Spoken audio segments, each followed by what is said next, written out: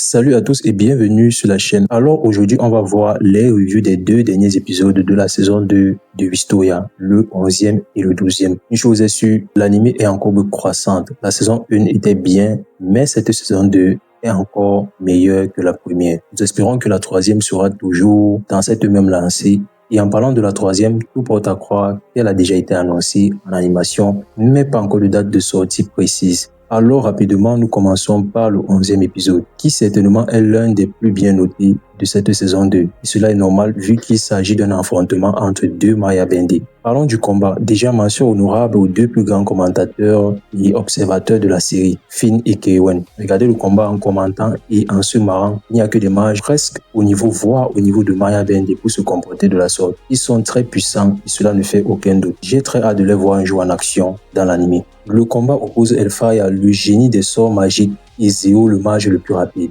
La plupart des gens ont comme cette impression que Zeo était largement plus fort qu'elle, jusqu'au moment où elle a retourné la situation. Ce qu'il faut comprendre ici, c'est que ces deux sont très puissants dans leur domaine respectif. La plupart des mages ne peuvent pas rivaliser avec eux. Aucun mage ne lance des sorts aussi rapidement qu'Hellfire. Face à elle, un mage sera foudroyé de sorts avant qu'il n'ait le temps de lancer le sien. Et c'est justement dans cette lancée que Zeo se différencie des autres mages. Grâce à sa vitesse, il peut se priver de lancer des sorts et combattre au corps à corps. Et c'est ce qui s'est passé durant le combat. Hellfire était prise de vitesse et complètement submergée par les assauts de Zeo. Sans ses clones magiques, Zeo aurait plié le combat plus tôt. Elle était bien consciente qu'elle ne pouvait pas tenir longtemps comme cela. Du coup, dès le début du combat, elle avait lancé un puissant sort dans toute l'arène qui a eu de l'effet plus tard. En gros, ses clones lui ont permis de tenir le coup le temps que son sort s'active complètement. Un sort complètement boosté qui scelle la magie et le mage dans un bloc de glace instantanément. C'est la meilleure technique pour stopper un supersonique tel que Zero. Au rappel, c'est ce sort qui lui a permis de vaincre la Maya Bende du vent dans un combat singulier. Et de là, elle profite pour basculer le cours du combat à son avantage. Parce que ce que les gens ne comprennent pas ici, c'est que désormais ce sort activé, Zero ne pouvait plus se mouvoir aussi rapidement comme il le faisait auparavant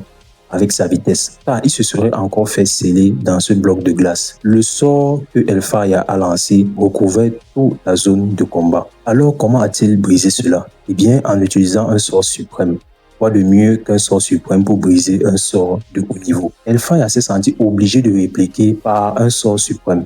C'était aussi là la seule façon pour elle de rivaliser avec le sort que Zeo préparait. L'épisode 12 commence directement avec la collision de ces deux sorts surpuissants qui s'est répandu en dehors de la tour jusqu'à l'ancienne académie de Will par des tremblements et des secousses. Tous les deux étaient complètement épuisés après avoir lancé ces sorts surpuissants. Avec leur réserve de magie à sec, ils étaient décidés à terminer ce combat en arrivant même aux mains. Et là, les deux autres Maya Bende ont arrêté ce combat sous ordre du roi. Je sais, ça fait mal de l'avouer, mais le match s'est soldé par un nul. Vu sa prestation lors de ce combat et son comportement suffisant issu de lui, beaucoup croyaient que Zeo allait gagner ce combat. Mais celui-ci avait en face de lui un mage aussi puissant que lui-même. Hellfire a juste été trop sous-estimé. Après ça, plus rien d'important. Les autres Maya Bende arrêtent le combat sous ordre du roi, pierre, papier, ciseaux pour les départager et c'est Zeo qui gagne. Finalement, Will rejoint la faction de la foudre. Finn en causerie avec Keiwen et Iris promet de ne pas prendre Will pour l'instant et décide de le laisser dans la faction de la foudre à condition qu'il progresse. Et après ça, Will et ses amis décident d'organiser une petite fête pour célébrer leur admission dans les différentes factions. Mais le plus important dans cet épisode, c'est la révélation d'un point important qui sert rapidement d'introduction à la saison 3. Le lendemain, tous les jeunes recrues de chaque faction étaient réunis dans une salle. Et là, on leur annonce que durant leur séjour dans leurs factions respectives, ils auront pour mission secrète d'enquêter sur l'un ou des coupables qui ont participé au drame qui s'est produit au premier épisode de la série. Qui ou bien qui sont les traîtres qui se cachent dans la tour des Maya Bende? C'est ce que nous allons découvrir dans la saison 3.